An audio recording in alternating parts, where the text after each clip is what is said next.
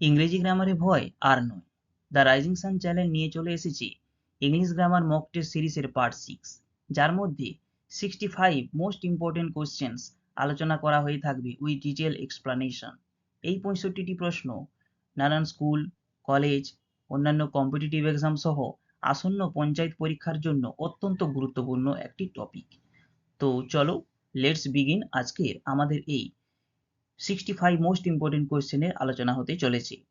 তোমরা কিন্তু আমার প্রশ্ন সলভের সাথে সাথে তোমরাও করবে, এবং প্রশ্ন সলভ করার আগে তোমরা নিজেরা কিন্তু ভিডিওটি পজ করে নিজেরা চেষ্টা করো, এবং আউট অফ 65 তোমাদের কত স্কোর হলো অবশ্যই কমেন্ট বক্সে জানিও। সো চলো লেটস বিগিন। দেখো, প্রথমেই feel in the blanks. Article দিয়ে তোমাকে এই ফাঁকা স্থানগুলো পূরণ করতে হবে। আর্টিকেল তোমরা সবাই জানো, এ অ্যান্ড দি, ঠিক আছে? তো চলো ফার্স্ট কোয়েশ্চেন। সি বট ড্যাশ আমব্রেলা ইয়েস্টারডে। সে গতকাল একটি ছাতা কিনেছিল। তাহলে আমব্রেলা তোমরা সবাই জানো, আমব্রেলা উচ্চারণ ইউ এর মতন হচ্ছে, আমব্রেলা আর মতন হচ্ছে। তো ইউটা আয়ের মতন উচ্চারণ হলে কিন্তু সেটা এন হবে সঠিক আর্টিকেল। ইউটা যদি ইউ এর মতন উচ্চারণ হতো তাহলে কিন্তু এখানে এন হতো না, এ হতো। যেহেতু ইউটা আয়ের মতন উচ্চারণ হচ্ছে তাই সাউন্ডটা ভাওয়েলের মতন হচ্ছে, তাই এখানে এন হবে। Okay, question number 2। I saw dash elephant in the zoo. আচ্ছা, এলিফ্যান্ট তোমরা সবাই জানো, এলিফ্যান্ট উচ্চারণটা কিন্তু ভাওয়েল সাউন্ডে, তাই এটা এন হয়ে যাবে। ওকে মাই ডিয়ার স্টুডেন্টস, তারপরে দেখো question number 3। Dash sun rises in the east. তোমরা সবাই জানো এটা দা সান হবে। The sun rises in the east, সূর্য পূর্ব দিকে উদিত হয়। তারপর দেখো question number 4। My father is dash honest man. আমার বাবা হয় একজন সৎ মানুষ। তাহলে অনেস্টের আগে কিন্তু আনডাউটেডলি এন বসবে। Got it? Question number 5। We visited dash Taj Mahal last year. আমরা গত বছর তাজমহলে ঘুরতে গিয়েছিলাম। তাহলে তাজমহল একটা একটা একটা মনুমেন্ট, ঠিক আছে, একটা বিখ্যাত একটা প্যালেস মনুমেন্ট। তো সেই বিখ্যাত মনুমেন্টের আগে কিন্তু আমরা আর্টিকেল দা এর ইউজ করে থাকি। নিউজ পেপারের আগে আমরা দা ইউজ করে থাকি, ঠিক আছে? বড় বড় জায়গার আগে দা ইউজ করে থাকি। নদী, তারপরে মহাসাগর, এসবের আগে কিন্তু আমরা দা ইউজ করে থাকি। Always remember my dear students. তারপর দেখো question number 6। He wants to become dash engineer. ইঞ্জিনিয়ারের আগে কিন্তু অ্যান হবে। He wants to become an engineer. Okay, next. আচ্ছা, এরপরে প্রিপোজিশন চলে এসেছে। প্রিপোজিশন এটা করার আগে তোমাদের বলে রাখি, ভিডিওটি দেখার পর তোমাদের যদি প্রয়োজন হয় তোমরা কিন্তু আমার টেলিগ্রাম চ্যানেলে যুক্ত হয়ে এই ভিডিওটির পিডিএফ ডাউনলোড করে নিতে পারো সম্পূর্ণ বিনামূল্যে। ঠিক আছে, আমি তোমাদের জন্য লিংক কমেন্ট বক্সে মেনশন করে দেব। তোমরা আমার টেলিগ্রাম চ্যানেলে জয়েন হয়ে যাবে এবং পিডিএফটি ডাউনলোড করে নেবে। ওকে, দেখো, fill in the blanks with suitable preposition. সঠিক প্রিপোজিশন বসিয়ে এই ড্যাশ পূরণ করতে হবে। The cat is hiding dash the table. বিড়ালটি লুকাচ্ছে। বিড়াল লুকানোর সময় টেবিলের নিচে ঢুকে যায়। তাহলে এখানে অবশ্যই প্রিপোজিশন আন্ডার হবে। The cat is hiding under the table. Got it? তো কোয়েশ্চেন নাম্বার 8 দেখে নাও। We reached school dash 8 AM। We reach school dash 8 AM। আমরা সকাল 8টার সময় স্কুল পৌঁছেছিলাম। তাহলে সময়ের আগে কিন্তু অ্যাট হবে। We reach school at 8 AM। ঠিক আছে, next. The bird flew dash the river. পাখিটি নদীর ওপর দিয়ে উড়ে যায়। দেখো, the bird flew across the river, পাখিটি নদীর ওপর দিয়ে উড়েছিল, ফ্লো থেকে ফ্লিউ হয়েছে। তাহলে এক্ষেত্রে কিন্তু তোমাদের দুটো হয়, একটা হয় ওভার, ওভার, আর একটা হয় across. Okay, over and across দুটোই কারেক্ট হবে। আচ্ছা, ওভার বলে রাখি, যখন কোনো কিছুর ওপর দিয়ে, সামান্য ওপর দিয়ে যাওয়া বোঝায় তখন সেটা ওভার হয়ে থাকে। যেমন the dog is jumping over the wall, কুকুরটি দেওয়ালের ওপর দিয়ে লাফাচ্ছে। তো সামান্য ওপর দিয়ে বোঝাতে কিন্তু ওভার ব্যবহৃত হয়, ওভার প্রিপোজিশন। ওভার মিন্স মানে অন আর ওভার আর অ্যাবাভ এই তিনটাই ওপরে বোঝাতে ব্যবহৃত হয়। ডিফারেন্স, অনটা ফিজিক্যালি অ্যাটাচ থাকবে, ওভারটা সামান্য উপরে থাকবে, অ্যাবাভ অনেক উঁচুতে থাকবে। ঠিক আছে, তো এক্ষেত্রে ওভারও হবে আর অ্যাক্রসও হবে। অ্যাক্রস কোনো কিছু বরাবর আমরা গেলে, কোনো কিছুর ক্রস করে বা বরাবর গেলে অ্যাক্রস কথাটা আমরা ব্যবহার করে থাকি, অ্যাক্রস প্রিপোজিশন। যেমন I am walking across the river. ঠিক আছে, আচ্ছা, সি লিভস ড্যাশ কলকাতা। আচ্ছা দেখো, সি লিভস এখানে ইন হবে, তো বড় জায়গা বোঝাতে তার আগে কিন্তু প্রিপোজিশন ইন হয়। তারপরে দেখো, the picture is hanging dash the wall, the picture is hanging on the wall. আচ্ছা, পিকচার ছবিটি ঝুলে আছে দেওয়ালে, এরূপ বোঝাতে the picture is hanging on the wall. ঠিক এরকমই একটা প্রশ্ন হয়, the fan is hanging dash the ceiling. ঠিক আছে, তখন কিন্তু সেক্ষেত্রে ফ্রম হবে, the fan is hanging from the ceiling. আচ্ছা, কোয়েশ্চেন নাম্বার 12 দেখে নাও, Rahul sat dash his friend. Rahul তার বন্ধুর পাশে বসেছিল। তো পাশে বসা বোঝালে কিন্তু এখানে বিসাইড হবে, বিসাইড, বিসাইড প্রিপোজিশন বসে যাবে। তাহলে রাহুল স্যাট বিসাইড হিজ ফ্রেন্ড। তোমরা যদি বলো যে পেছনে বসেছিল, সেটাও কারেক্ট হবে, পেছনে বসা বোঝাতে বিহাইন্ড করে দেবে, রাহুল স্যাট বিহাইন্ড হিজ ফ্রেন্ড, এটাও করতে পারো, নো প্রবলেম। ওকে, বোথ আর কারেক্ট। নেক্সট দেখো, write the type of noun. কোনটা কোন ধরনের নাউন সেই টাইপটা তোমাদের লিখতে হবে। Proper noun, common noun, collective noun, material noun, abstract noun, countable noun, এগুলো রয়েছে। তো কোনটা কোন ধরনের নাউন দেখে নাও। প্রথমত রয়েছে অনেস্টি। অনেস্টি এটা কিন্তু কোন ধরনের হবে, এটা হয়ে যাবে অ্যাবস্ট্রাক্ট নাউন। অনেস্টি আমি শর্ট ফর্মে লিখছি অ্যাবস্ট্রাক্ট নাউন। গোল্ড, গোল্ডটা হয়ে যাবে মেটেরিয়াল নাউন। টিম, টিমটা হয়ে যাবে টিমটা হয়ে যাবে কালেকটিভ নাউন। ওকে, কালেকটিভ, কালেকটিভ নাউন। দিল্লি এটা হয়ে যাবে প্রপার নাউন, প্রপার নাউন। আচ্ছা, টিচার, টিচার হয়ে যাবে কমন নাউন। ঠিক আছে, কমন নাউন। অ্যাপলস এটা হয়ে যাবে কমন নাউন। আচ্ছা, এরপর আমি একটু বলে রাখি, এই নাউনগুলো সম্বন্ধে একটু বলছি।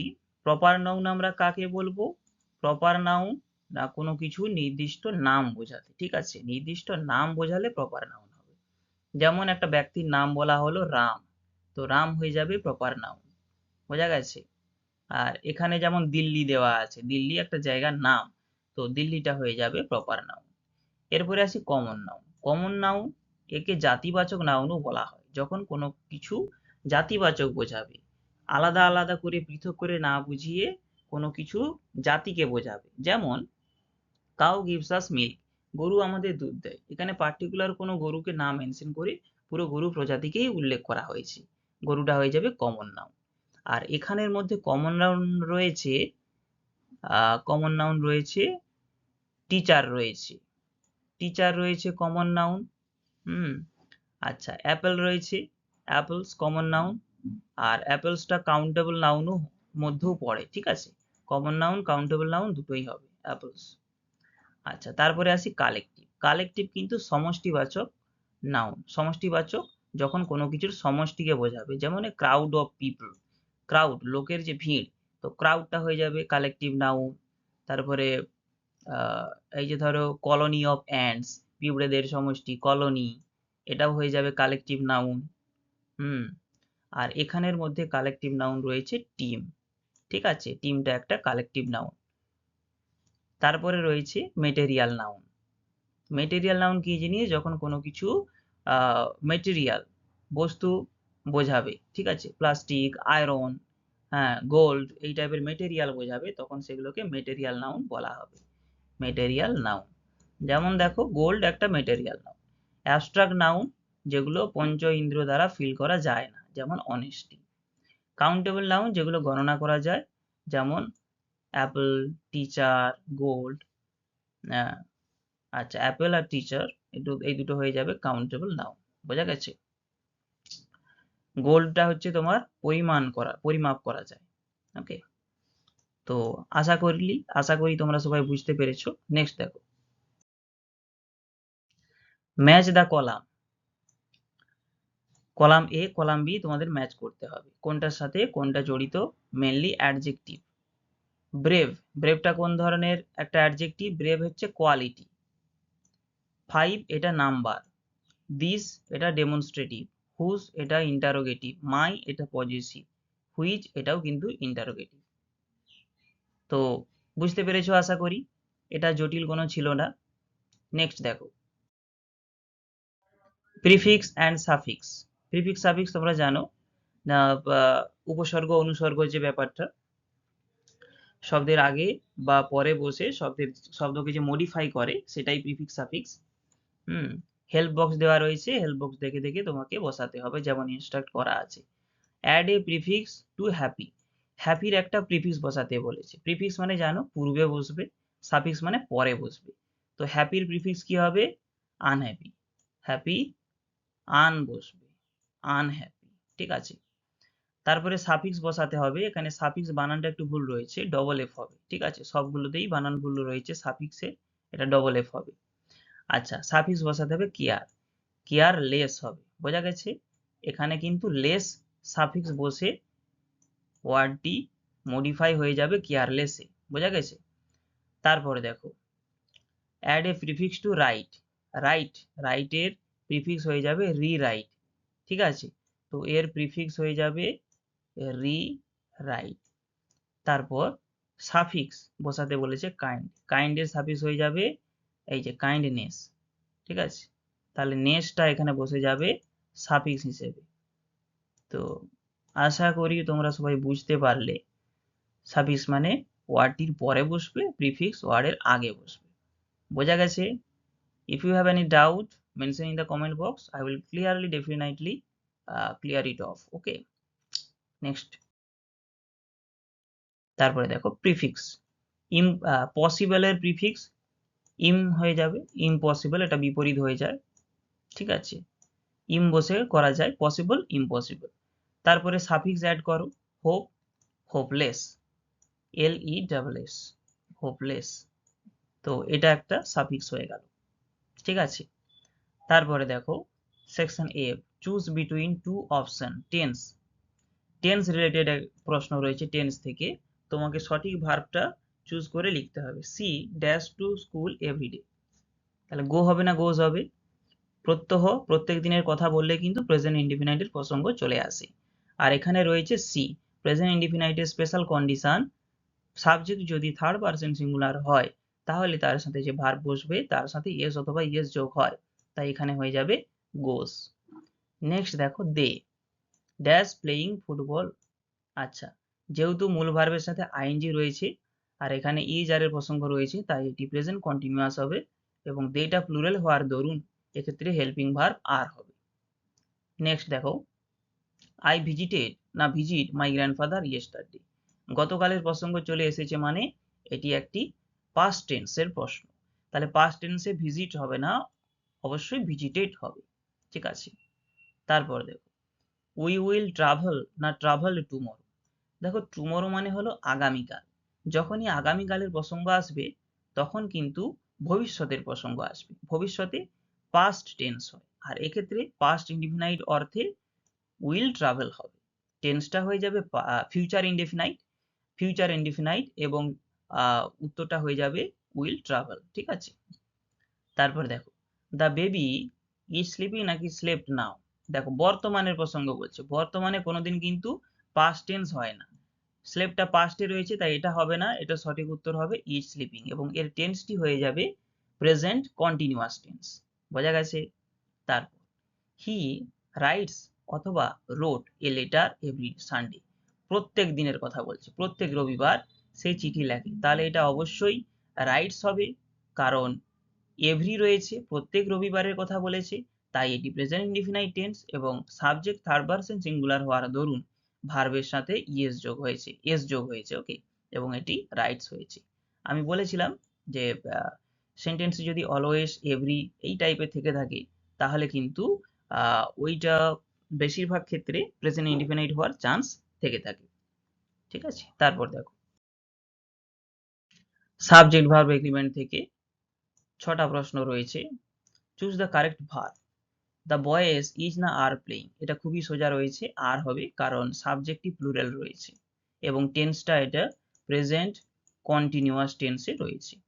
তারপর মাই ফ্রেন্ড লাইকস না লাইক মিউজিক, আমার বন্ধু লাইক মিউজিক, কেন লাইক হবে, লাইকস হবে, কেন, কারণ এটা টেন্সটা রয়েছে প্রেজেন্ট ইনডেফিনাইটে এবং সাবজেক্টটা রয়েছে থার্ড পারসন সিঙ্গুলার নাম্বার, যার কারণে লাইকস হয়ে যাবে। তারপর দ্য ডগস বার্কস নাকি বার্ক লাউডলি, এটা অবশ্যই কিন্তু বার্ক হয়ে যাবে, কারণ এখানে যে সাবজেক্টটা রয়েছে সেটা প্রেজেন্ট থার্ড পারসন প্লুরাল নাম্বারে রয়েছে, টেন্সটা প্রেজেন্ট ইনডেফিনাইটে রয়েছে, কিন্তু সাবজেক্টটি প্লুরাল থার্ড পারসন প্লুরাল হওয়ার কারণে এখানে বার্কস হলো না, বার্ক হলো, ওকে।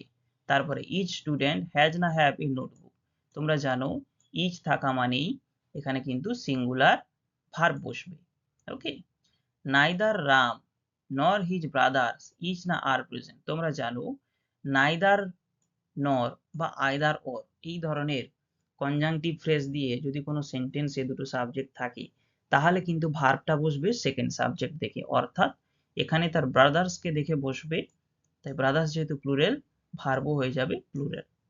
দ্য নিউজ ইজ না আর ইন্টারেস্টিং, নিউজ, নিউজের এসটা দেখে কিন্তু এটা প্লুরাল ভেবো না, এটা একটা সিঙ্গুলার নাউন এবং সেক্ষেত্রে ইজ হবে, ওকে। নেক্সট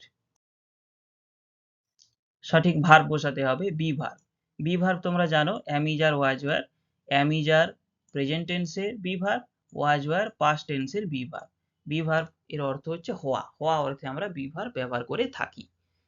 দেখো আই ড্যাশ হ্যাপি টুডে, এখানে অবশ্যই অ্যাম হবে, I am happy today, present টেন্সে, এটা টেন্সটা প্রেজেন্টে রয়েছে এবং আই এর পর সর্বদা প্রেজেন্ট টেন্সের বি ভার্ব অ্যাম হয়ে থাকে। 44 দেখে নাও they dash in the playground yesterday, দেখো ইয়েস্টারডের প্রসঙ্গ, তার মানে টেন্সটা রয়েছে পাস্ট ইনডেফিনাইটে, পাস্ট ইনডেফিনাইটে এবং ভার্বটা প্লুরাল রয়েছে, তাই এখানে অবশ্যই ওয়্যার হবে। ভার্ব সাবজেক্ট যদি সিঙ্গুলার থাকতো তাহলে ভার্ব ওয়াজ হতো, সাবজেক্ট যেহেতু প্লুরাল রয়েছে তাই ভার্ব হয়ে যাবে ওয়্যার। তারপর দেখো সি ড্যাশ এ ডক্টর, সে হয় একজন ডাক্তার, এই অর্থে হওয়া অর্থে কিন্তু প্রেজেন্ট টেন্সের আমরা ইজ বসাবো, তাহলে she is a doctor. She এর পর কেন ইজ হলো, কারণ সিটা থার্ড পারসন, থার্ড পারসনের পরে থার্ড পারসন সিঙ্গুলার নাম্বার থাকলে বি ভার্ব হিসেবে আমরা ইজ বসাবো। তারপর উই ড্যাশ বিজি নাও, বর্তমান সময়ের কথা বলেছে নাও, যে কারণে আমরা প্রেজেন্ট টেন্স ব্যবহার করব, উইটা প্লুরাল তাই প্রেজেন্ট টেন্সের প্লুরাল আর হয়ে যাবে, ঠিক আছে, we are busy now, okay my dear students. তারপরে দেখো হ্যাভ ভার্ব। হ্যাভ মানে তোমরা সবাই জানো হ্যাভ দু ধরনের ব্যবহার করা হয়, একটা থাকা অর্থে যে আমার আছে একটি সাইকেল একটি পেন, আর একটা হেল্পিং ভার্ব হিসেবেও হ্যাভ ব্যবহার করা হয়ে থাকে, ঠিক আছে। আর হ্যাভ ভার্বের মধ্যে তিনটা ভার্ব পড়ে যায়, হ্যাজ, হ্যাভ এবং হ্যাড। তো চলো কোশ্চেন গুলো করে নেওয়া যাক। She dash a blue bicycle, তাহলে সি এটা টেন্সটা প্রেজেন্টে রয়েছে এবং সিটা থার্ড পারসন সিঙ্গুলার নাম্বার রয়েছে, তাই এটা হ্যাজ হয়ে যাবে, she has a blue bicycle. বলে রাখি প্রেজেন্ট টেন্সে হ্যাজ হ্যাভ হয়ে থাকে, হ্যাজটা হয়ে থাকে সিঙ্গুলার ভার্বের ক্ষেত্রে, সিঙ্গুলার সাবজেক্টের ক্ষেত্রে, এবং হ্যাভটা হয়ে থাকে প্লুরাল সাবজেক্টের ক্ষেত্রে। ব্যতিক্রম রয়েছে আই, আইটা সিঙ্গুলার হওয়ার পরেও হ্যাভ হবে, ইউটা সিঙ্গুলার হলেও সে কিন্তু হ্যাভ বসবে, ঠিক আছে, এই দুটো ব্যতিক্রম বাদে বাকি সবই হ্যাজ হবে। We dash completed our homework, উইটা প্লুরাল, প্লুরাল হওয়ার কারণে হ্যাভ হবে এবং টেন্সটা রয়েছে প্রেজেন্ট পারফেক্ট টেন্সে, we have completed our homework. Next দেখে নাও they dash lunch before leaving, তাহলে তারা যাওয়ার আগে লাঞ্চ সেরেছিল, করেছিল অর্থে পাস্টে হ্যাড হবে, they had lunch before leaving, তারা যাওয়ার আগে দুপুরের খাবার সেরেছিল। আই ড্যাশ টু সিস্টার্স, আমার দুজন বোন আছে, তাহলে এক্ষেত্রে আমি আয়ের পর বলেছিলাম যে হ্যাভ হয়, আয়ের পর সর্বদা হ্যাভ ভার্বের মধ্যে হ্যাভ বসাবে এবং বি ভার্বের মধ্যে এম অথবা ওয়াজ বসাবে, টেন্স অনুযায়ী ভ্যারাই করছে। এটা যদি পাস্ট টেন্স হতো তাহলে আয়ের পর অবশ্যই হ্যাড হতো, এটা যেহেতু প্রেজেন্ট টেন্সে রয়েছে তাই এটা আয়ের পর হ্যাভ হয়েছে। ওকে, দেখো অ্যাকশন ভার্ব থেকে চারটা কোশ্চেন করে নিচ্ছি। Underline the action verb in each sentence, প্রত্যেকটা সেন্টেন্সের থেকে যে যে অ্যাকশন ভার্ব রয়েছে সেগুলো আন্ডারলাইন করতে হবে। দ্য বেবি ক্রাইড লাউডলি, আচ্ছা প্রথমে বলে রাখি হোয়াট ইজ অ্যাকশন ভার্ব। না, action verb is a type of verb that does a work, যেটা কিনা কাজ করা বোঝায়, একটা কাজ করা বোঝাবে, সেটাই হচ্ছে অ্যাকশন ভার্ব। যেমন the baby cried loudly, cried কান্নাকাটিটা করা, এটাও একটা কাজ বোঝাচ্ছে, যে কারণে ক্রাইডটা হয়ে যাবে action verb. Birds fly in the sky, পাখিরা আকাশে উড়ে, ফ্লাইটা হয়ে যাবে action verb. My sister painted a beautiful picture, পেইন্টেডটা হয়ে যাবে action verb. The players ran very fast, তাহলে র্যানটা হয়ে যাবে অ্যাকশন ভার্ব। ওকে, তারপর দেখো types of sentences according to meaning, অর্থ অনুযায়ী জানো তোমরা 5 ধরনের সেন্টেন্স হয়ে থাকে। প্রথমত অ্যাসার্টিভ, দ্বিতীয়ত ইন্টারোগেটিভ, তৃতীয়ত ইম্পারেটিভ, চতুর্থত এক্সক্লামেটরি এবং পঞ্চম অবজেক্টিভ। তো এই 5 ধরনের সেন্টেন্স কোনটা কি ধরনের সেন্টেন্স সেটা তোমাদের জানতে চেয়েছে। দেখো, হোয়াট এ বিউটিফুল ফ্লাওয়ার, তোমরা অবশ্যই নিজেরা প্রথমে করো, কিন্তু প্রথমে রয়েছে হোয়াট এ বিউটিফুল ফ্লাওয়ার, এটা অবশ্যই একটি এক্সক্লামেটরি সেন্টেন্স, আমি শর্ট ফর্মে লিখে দিচ্ছি এক্স, এটি একটি exclamatory sentence. Please close the door, please close the door, এটি একটি ইম্পারেটিভ সেন্টেন্স। ঠিক আছে, রিকোয়েস্ট করছে, রিকোয়েস্ট রিকোয়েস্ট করছে, এটা রিকোয়েস্ট করার দরুন এটা একটা ইম্পারেটিভ সেন্টেন্স হয়ে যাবে। আর দেখো এক্ষেত্রে সাবজেক্ট কিন্তু উজ্জ রয়েছে, ইউটা উজ্জ রয়েছে, ভার্ব দিয়ে শুরু হয়েছে। তারপরে দেখো হোয়ার ডু ইউ লিভ, তুমি কোথায় বসবাস করো, তাহলে এটা সবাই জানো কোয়েশ্চেন করা হচ্ছে, যে কারণে এটা হয়ে যাবে interrogative, interrogative sentence, interrogative sentence. এখানে ডাব্লিউএইচ ওয়ার্ড দিয়ে কোয়েশ্চেন করা হয়েছে এবং শেষে ইন্টারোগেশন মার্ক রয়েছে, তার মানে ইন্টারোগেটিভ সেন্টেন্স। তারপর India is my country, Bharat হয় আমার দেশ, এটা একটা জেনারেল স্টেটমেন্টের কথা বলা হয়েছে, বর্ণনা দেওয়া হয়েছে, তাই এটি হয়ে যাবে অ্যাসার্টিভ সেন্টেন্স। ওকে, অ্যাসার্টিভ সেন্টেন্স। তারপরে মে ইউ লিভ লং, দেখো এখানে কিন্তু এক্সক্লামেশন মার্ক দেখে তোমরা এক্সক্লামেটরি সেন্টেন্স করতে যেও না, এটা কিন্তু অবশ্যই অবজেক্টিভ সেন্টেন্স হবে, কারণ কোনো অবজেক্টিভ সেন্টেন্সেও এক্সক্লামেশন মার্ক চলে আসে। বোঝা গেছে, এটা হয়ে যাবে অবজেক্টিভ। অবজেক্টিভ সেন্টেন্স তোমরা জানো, সেন্টেন্স যখন উইশ প্রেয়ার এই টাইপের অর্থ প্রকাশ করবে তখন কিন্তু ওই সেন্টেন্সটি অবজেক্টিভ সেন্টেন্স হয়ে থাকে। 7 নম্বর প্রশ্নটা দেখো, the train arrived on time, ট্রেনটি সময়ে এসেছিল, তো এটা একটা ইনফরমেশন দেওয়া হচ্ছে, বর্ণনা দেওয়া হচ্ছে, তাই এটিও হয়ে যাবে অ্যাসার্টিভ সেন্টেন্স। ওকে, আশা করছি সবাই বুঝতে পারলে। If you have any doubt comment বক্সে মেনশন করো, আমি ক্লিয়ার করে দেবো। দেখো টার্ন দ্য সেন্টেন্সে ইনটু প্রপার ফর্ম, দেখো অ্যাফার্মেটিভ, নেগেটিভ, ইন্টারোগেটিভ, যে কলামে যে যে নির্দেশ যেমন দেওয়া রয়েছে, একটা দেওয়া থাকবে 3টে রোর মধ্যে, একটা রোতে দেওয়া থাকবে, বাকি দুটোতে তোমাদের নিয়ে যেতে হবে। তো এত ছোট কলামের মধ্যে আমি লিখছি না, আমি মুখে বলে দিচ্ছি, তোমরা খাতায় করে নিও। Mukesh played cricket, Mukesh cricket খেলেছিল। নেগেটিভে কি হবে, Mukesh did not play cricket. ইন্টারোগেটিভে হবে ডিড মুকেশ প্লে ক্রিকেট। তারপরে 2 দাগের নেগেটিভে দেওয়া রয়েছে লীলা ডাজ নট লাইক হিম, এটা প্রেজেন্ট ইনডেফিনাইটে রয়েছে, লীলা ডাজ নট লাইক হিম। তাহলে অ্যাফার্মেটিভে কি হবে, দেখো অ্যাফার্মেটিভ, এই যে অ্যাফার্মেটিভে হবে লীলা লাইকস হিম। ইন্টারোগেটিভে কি হবে, ডাজ লীলা লাইক হিম। তারপর 3 নম্বরে দেখো will Sreemoyee be writing a letter, এটা ফিউচার কন্টিনিউয়াসে রয়েছে, ফিউচার কন্টিনিউয়াসে রয়েছে ইন্টারোগেটিভে। তো এটাকে অ্যাফার্মেটিভে করলে এটা হয়ে যাবে Sreemoyee will be writing a letter. নেগেটিভে কি হবে? নেগেটিভে হবে Sreemoyee will not be writing a letter. Next, Kolkata is a busy city, তাহলে এর নেগেটিভ হবে Kolkata is not a busy city, ইন্টারোগেটিভে হবে is Kolkata a busy city. তারপর দেখো নেগেটিভে দেওয়া রয়েছে Chandni did not work hard. Did not বুঝতে পারছো সবাই, এটা পাস্ট টেন্সে রয়েছে, পাস্ট ইনডিফিনাইট। এটাকে অ্যাফার্মেটিভে করলে হবে চাঁদনি ওয়ার্ক হার্ড, চাঁদনি ওয়ার্ক হার্ড। এবং এটাই ইন্টারোগেটিভ সেন্টেন্সে হয়ে যাবে did Chandni work hard.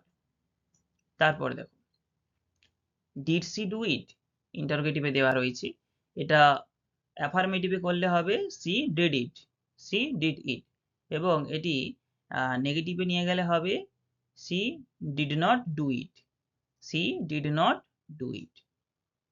Next, camel is the ship of the desert, উট হয় মরুভূমির জাহাজ। তো এটিকে নেগেটিভে নিয়ে গেলে হবে camel is not the ship of the desert. এবং এটি ইন্টারোগেটিভে নিয়ে গেলে হবে is camel the ship of the desert. ঠিক আছে, এরূপ হবে। He can not play the piano, আচ্ছা প্রেজেন্ট টেন্সে রয়েছে, ক্যান দিয়ে রয়েছে, এটা নেগেটিভের মধ্যে রয়েছে। এটা অ্যাফার্মেটিভে নিয়ে গেলে হবে he can play the piano, এবং ইন্টারোগেটিভে হবে can he play the piano, can he play the piano. Okay, তারপরে দেখো একটা ইন্টারোগেটিভে রয়েছে had you seen a girl, তুমি কি একটা মেয়েকে দেখেছিলে। এটা অ্যাফার্মেটিভে হবে you had seen a girl, এবং নেগেটিভে হবে you had not seen a girl. তারপরে দেখো Puja has been waiting here since in the morning, Puja সকাল থেকে এখানে অপেক্ষা করে আছে। তাহলে এটার নেগেটিভ সেন্টেন্সে কি হবে? Puja has not been waiting here since in the morning, এবং এটারই ইন্টারোগেটিভ হয়ে যাবে has Puja been waiting here since in the morning, has Puja been waiting here since in the morning. Okay, তো এই ছিল আজকের ভিডিও। তোমাদের যদি ভালো লেগে থাকে তোমরা অবশ্যই একটি লাইক করে দিও, তোমাদের একটি লাইক আমাকে পরবর্তী ভিডিও বানাতে খুব ইন্সপায়ার করে। আর হ্যাঁ, কমেন্ট বক্সে অবশ্যই মেনশন করো পরবর্তী ভিডিও কোন টপিকের উপরে পেতে চাও। তো till then, good bye, take care of yourself.